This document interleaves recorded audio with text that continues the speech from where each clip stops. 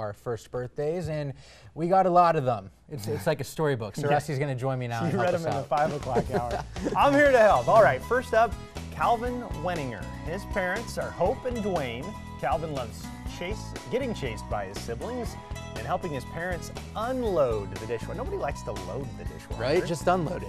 He's helpful there. Happy birthday to Aiden Matten Brewer. Yvetta is his mom. She likes giving tons of kisses, making funny noises, and playing on his cousin's butt. Corbin Clark turns 1 today. He's the son of Eric and Shauna. Corbin loves playing peekaboo with his mom, watching his dad at the tractor pull in the summer. Rusty had to fill me in on what that was. The guy over here doesn't know what a tractor pull is. Corbin knows. We'll fill him in. All right, and say hello to Lachey Jackson. Her parents are Alicia and Dion. She loves watching Bubble Guppies, playing with her big brother, and smiling all the time. You need to go to a county fair. You'll figure out what a tractor I'll pull is. learn. Birthday greetings to Scarlett Damewood. Gabe and Candace are her parents. She loves taking walks, making zombie noises, and playing with her puppies. That's unique. Happy birthday to Rex Vesely. Her parents are Dusty and Holly.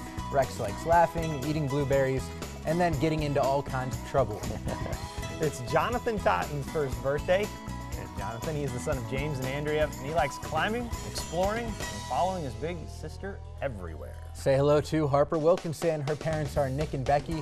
Harper loves dancing, going for stroller rides, and FaceTiming her dad, who is overseas. Very cool. Very cool. You know how there's a lot of first birthdays, we had to reset the music.